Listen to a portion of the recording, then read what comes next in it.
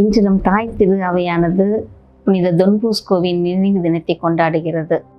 இந்த நாளை கொண்டாடுகின்ற நாம் சென்ற பாதையில் அவர் எவ்வாறு வாழ்ந்தார் என்பதை சற்று நேரம் சிந்திப்போம். தொன் போஸ்கோவின் குறிக்கோளில் ஒன்றானது நீ இளைஞன், அது போதும் எனக்கு. இதுவே தனது விருது வாக்காக எடுத்து தன்னுடைய வாழ்நாள் முழுவதும் இளைஞர்களின் வாழ்வாதாரத்திற்காகவும் அவர்களின் முன்னேற்றத்திற்காகவும் அயராது பாடுபட்டு உழைத்தார்.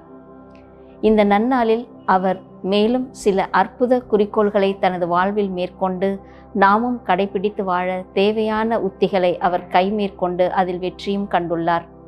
குறிப்பாக ஆடுங்கள், பாடுங்கள், கொண்டாடுங்கள், மகிழ்ந்திருங்கள், ஆனால் பாவம் மட்டும் செய்யாதீர்கள் என்பது அவருடைய முக்கியமான ஒரு குறிக்கோள்.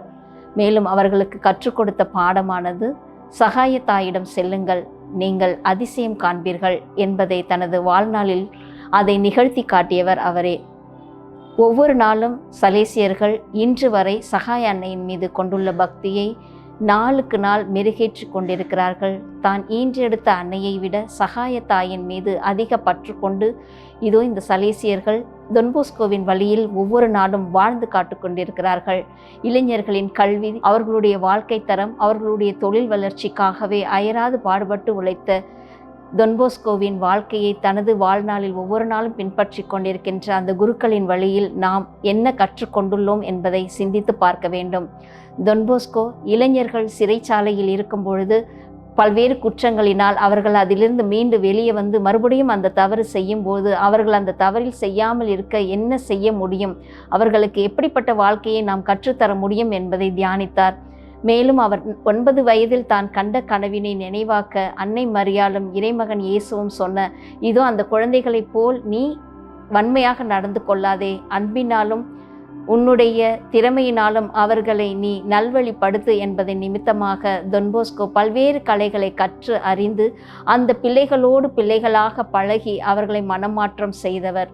ஒரு காலகட்டத்தில் அவருடைய தாய் ஒக்கியானா அவர்கள் தனது மகனிடம் நீ ஏன் இந்த தீய பிள்ளைகளோடு பழகுகிறாய் என்று கேட்கும் பொழுது அவர் சொன்னது, அம்மா, நான் அவர்களோடு இருப்பதால் அவர்கள் பாவம் செய்யாமல் என்னால் தடுத்து நிறுத்த முடியும் அம்மா, அவர்களையும் இறைவனின் பாதையில் வழிநடத்தி செல்ல எனக்கு இது உதவியாக இருக்கும் என்பதை சொல் அளவில் மட்டுமல்லாமல் தனது வாழ்வில் அதை நிகழ்த்தி காட்டியவர் அவரே.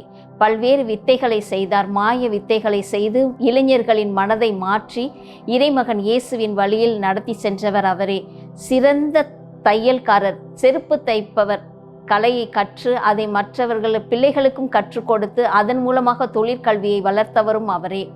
குழந்தைகளுக்கு தேவையான கல்வி அறிவை கற்றுத்தர தான் கல்வி பயின்றார். 2 வயதில் தன் தந்தையை இழந்தவர் தந்தையின் பாசத்திற்காக ஏங்கினார்.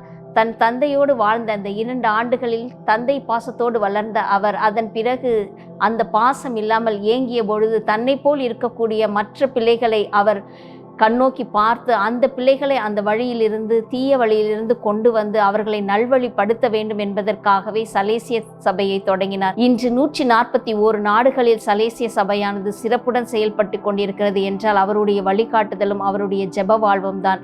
அவர் ஜெபிக்கும் போது தன்னிலை மறந்து பாதி நேரம் அந்தரத்தில் இருந்து ஜெபிக்கக்கூடிய ஒரு நிலையை அடைந்தவர் தந்தை தொன் போஸ்கோ. ஒரு முறை அவருடைய இல்லத்தில் உணவு பற்றாக்குறை இழுக்கும் பொழுது பிள்ளைகளிடம் அவர் சொன்னது, சகாய தாயிடம் போய் ஜெபியுங்கள் என்றவுடன் குழந்தைகள் அனைவரும் முழந்தால் படியிட்டு கிருபதேபத்துக்கு மந்திரம் சொல்லிக் கொண்டிருந்த மாத்திரத்திலே இதோ அலுவலகத்தின் கதவுகளை தட்டி குழந்தைகளுக்கு தேவையான உணவை வர செய்தவர் அன்னை மரியாள். ஒவ்வொரு நாளும் அவர் வாழ்வில் அன்னை மரியாளின் பிரசன்னத்தில் பயணித்ததோடு மட்டுமல்லாமல் அதை குழந்தைகளின் வாழ்வில் நிகழ்த்தி காட்டினார். பாவம் மட்டும் செய்யாதீர்கள், மற்றபடி அனைத்திலும் சந்தோஷமாக இருங்கள், மகிழ்ச்சியாக இருங்கள் என்று ஒவ்வொரு நாளும் ஊக்கப்படுத்தியவர் தந்தை தொன் போஸ்கோ. அவருடைய வழியில் பின்பற்றி நாமும் மற்றவர்களுக்கு எளிமையான முறையில் கடிந்து கொள்ளாமல், அவர்களை விட்டு விலகாமல், அவர்களோடு பயணித்து அவர்களையும் இறைவழியில் நடத்தி செல்ல தேவையான அருளாசி வேண்டி இந்த நாளை ஒப்புக் கொடுப்போம்.